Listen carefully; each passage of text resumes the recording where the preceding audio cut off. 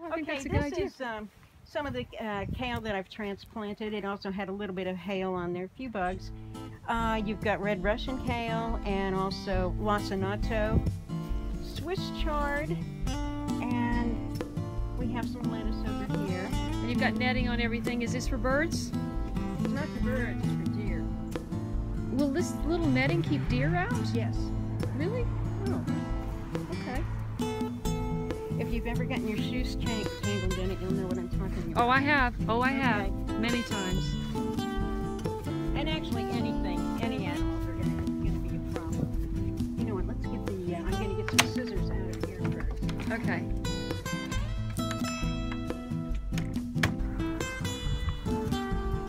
So this is your upper level. The hilltop garden. The hilltop garden, wow.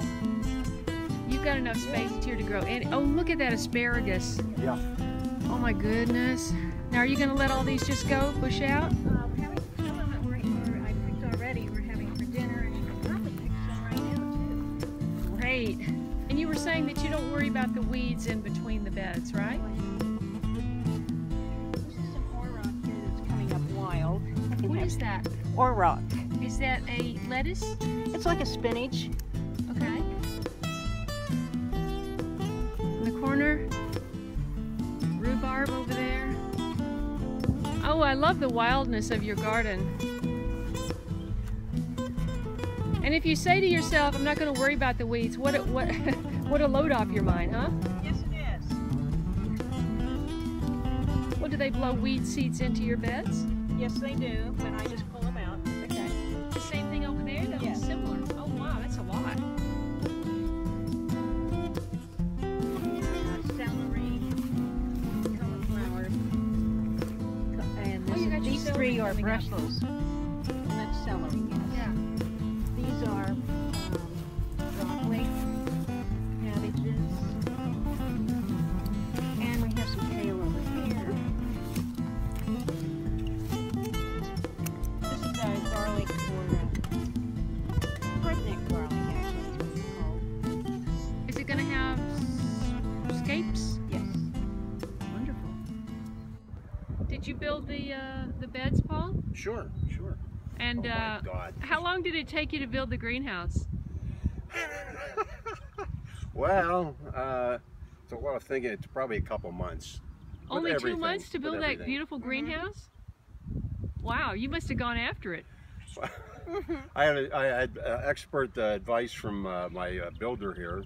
Well, no, you're the builder. I'm the supervisor. Supervisor, yes. You told him what you wanted and you said do it, right? Kind of. That's what I like to do. Oh. I want to go in your blueberry. See, you even have a gate. Mm-hmm. I'm going down. Okay, we'll see you down there. Oh, we have a bee right here trying to pollinate. Oh, Oops. don't go away.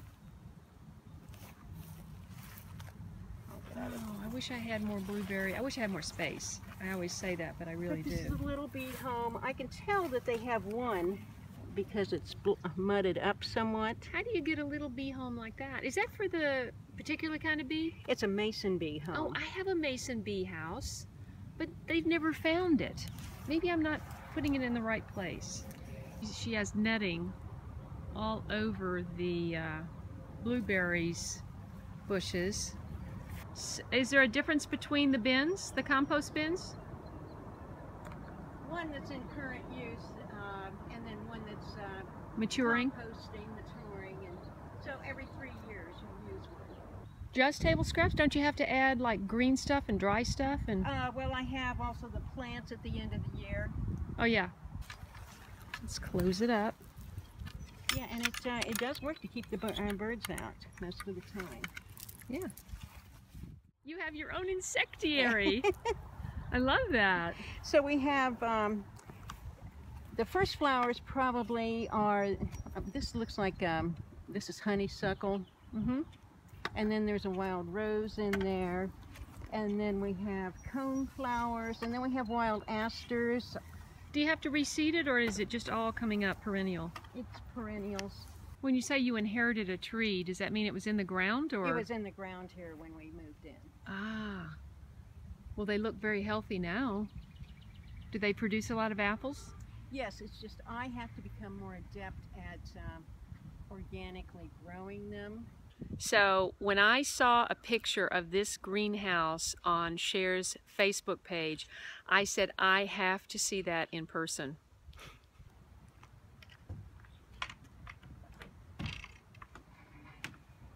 All right, let's go in. Oh, it's just like the pictures. Fantastic. Wait, let's just do the main features of the greenhouse first. You have a fan, which is lovely, and you can kind of control the air in here with the fan. You've got... We can have it as an exhaust. Now see, you don't believe that it's 100 degrees in here. But Is it 100 degrees in here? Or, you know, 90 plus, but it is up there at the top. Wow. Oh yeah, okay. It doesn't feel like it's 90, but it does feel hot in here. Now I have sensors periodically throughout here that I can read on my phone. Oh wow. Or on the computer. Wow, sensors on your phone that read the temperature.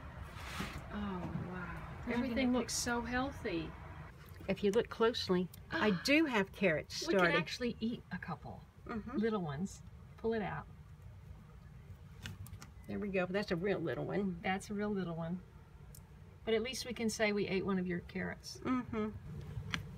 Okay. That one's fatter. Yeah. All right, these are, oh, they need some water too. You're going to plant all this out, right? Some, either that or into separate pots. Now this is broccoli, Brussels. Do you save your own seeds? Yes, on the broccoli I do. Not the Brussels. The Brussels I buy from an organic company. Okay. It's interesting that you have these wooden slatted shelves and then in here you have the wire. Is there a reason for that? Well, Paul was talking about maybe putting in a sink at some point in time. So, you know, we'll find out about that. Yeah, a sink would be awesome. Running water would be awesome. So that's what we're doing right now. We're carrying water. Well, we'll just, you know, fill up a bucket. Is this your arugula gone to seed? Yes, I have arugula in there and spinach and more carrots. And what do you do with these plastic panels? Do they cover the windows? Okay, they cover the windows. Sides here, which we have off at this time because it's in the 40s right now, and so all we have in here are cool season veggies. Right, and do you have the shade cloth here just to keep it a little cooler in here? Yes, and that's another reason because of the cool season veggies. I love these windows. Look at that. Beautiful window cranks. So you can get some air in here. They're automatic. And how are they automatic? We have a sensor in them, and it senses the temperature at anywhere between 58 degrees and up. And you can turn the handle, and that will change how far they will open, because it'll change the sensor temperature. Oh wow! Where is this? The sensor? There is no. It's a gas or wax in here. I'm not sure exactly. Oh, it's actually there. in the handle. Yes, and depending on how you unscrew it or screw it. How clever! Made by a company out in California too. Wow! So you did your research before you started building this? Yes. This way you can leave and go away somewhere, because that way you won't fry your plants with the shade cloth and the vents. Right, right. And then you can take the shade cloth off in the winter? Yes. To get more sun in here? More heat? Or I can do this even if I put hot season, if I put my tomatoes and peppers in here, which is probably going to happen on Monday. We will probably take the shade cloth up for the time being. Yeah, bake them. Because they like the hot temperatures. Oh, and you know what? What's in here? Those are petunias from seed. I grew petunias last year from seed. I never thought I could do this. I saved the seed, and this is the seed that I saved, and I see I actually have a bloom starting to form there. So you have to give me some seeds for petunias. Absolutely. I would love to try that. Oh, you're getting a nice group of greens for our salad. I cannot wait. This is called Sweet Annie. Sweet Annie. And what is Sweet Annie? It's a chamomile? It's a type of, It smells like anise, grows about 4 feet tall. Yeah.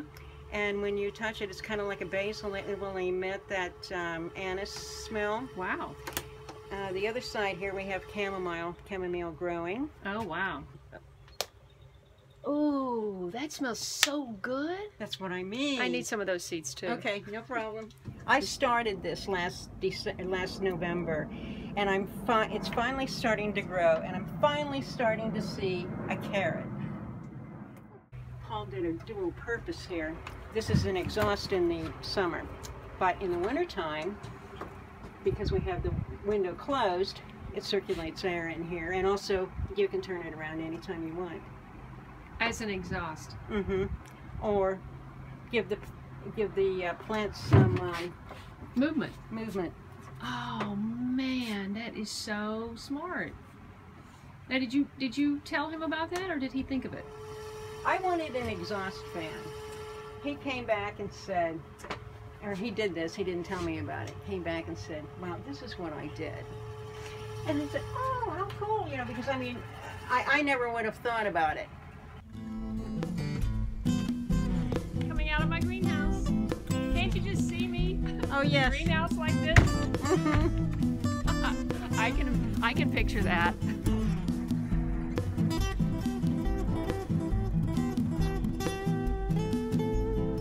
It must be really rewarding to look out and see this out here, out your back window. Oh, it is.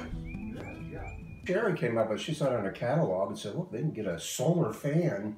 And I've always liked the idea of a solar whatever, and it wasn't that expensive, so we purchased it, put it on the greenhouse, and I couldn't wait. As soon as we put it up there, I just put the wires together and the fans blow. I'm like, oh, I love this. You know.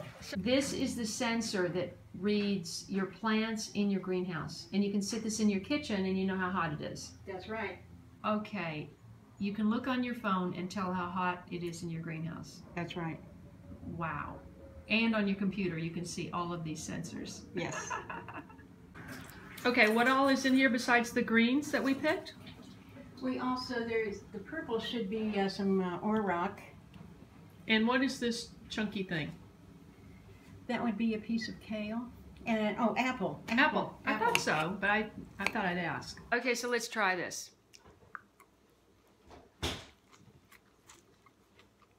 Mmm. Mmm. Are these the carrots that we... Yes. Mmm. Some of them. Mmm. Mmm. That is so good.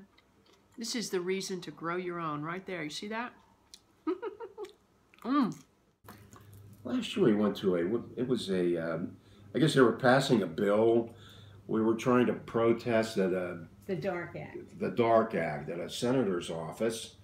And there's a farmer there that was sued by Monsanto because after being a organic farmer, the products from the other farmers was drifting onto his property, and next thing you know, Monsanto inspected his property. They're allowed to do that, and found out that some of their products were growing there, and they sued him for it. Great guy too. He was very mild about answering it. You know, you asked him a question about it. He was there to protest the Dark Act. Absolutely. Well, Absolutely. Do you know what happened with the lawsuit? His lawsuit? I don't know. I don't know what happened to him. Wow. But, we're going to follow up with him and find out what happened. Because that was last year, right? Yes. Yes, it was. Yes, about this time of year too, I think. Yeah. Sher, you have beautiful skin. And you were telling me that you make your own calendula salve or calendula moisturizer. Yes. Right? And so I just, for the audience, I just wanted to point out you infuse your dried calendula flowers with olive oil. You fill it to the top of a pint jar if you have enough flowers. And then once that sits either on a candle burner or in the windowsill for 3 to 4 weeks, it's considered infused, right? Yes. And then you strain the flowers, and then you have your natural beeswax, and you melt it by putting it into the warm liquid on the candle burner, right? Yes. How long does it actually take to dry the flowers? I let them dry about a week. Wow, and we have a picture of that. What are the proportions of the beeswax that you use then? About a 1/4 cup plus 2 tablespoons. And there's also coconut oil? Yes, 1/2 coconut oil, 1/2 cup coconut oil. Okay, and then you put that into your infusion of calendula flowers. After you've strained your flowers, Yes. you put it back onto the candle burner Yes. for how long? Overnight. Overnight. Overnight. And then at the end of it, it has the consistency of your moisturizer inside? Yes. And one added ingredient, the few drops of lavender essential oil. Ah. Put some on the back of my hand. I need it. Okay, here you It's been a hard trip. Oh, wow. Oh, that feels wonderful. Okay, do you ever like make this for gifts?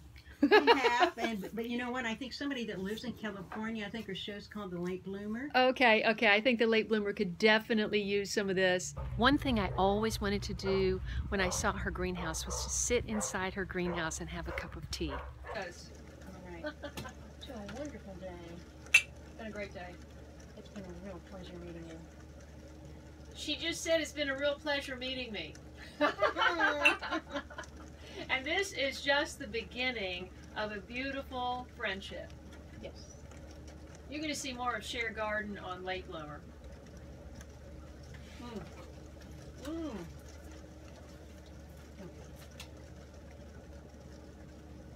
Awesome. We are trying to decide if this is more like a playhouse or a tree house, but it's making us feel like kids to be in here. He takes up the compost every day? Yes, he takes the compost up every day to the compost pile. That's good exercise. If you only did that, that would be good for the day, right? Go ahead. Okay, so did you ever imagine that this greenhouse would be this special when you were building it? I didn't. I didn't think it was going to be anything like this. I really didn't. Yeah. I'm happy with it. Yeah. It's very special. Still standing, and for 2 years, and I'm happy. Wow, so you just drilled a little hole in a piece of wood on either side, and then you get a wire and you bend it, and then what do? You put I put plastic. Plastic over it? I put Agribond on it, and then also plastic. so you have a little extra protection in the winter, Yes. right? Oh, that's so cool. When did you think of that? 2 years ago when my plants died in January when it was -14. That's a good time to come up with a plan, right? Exactly.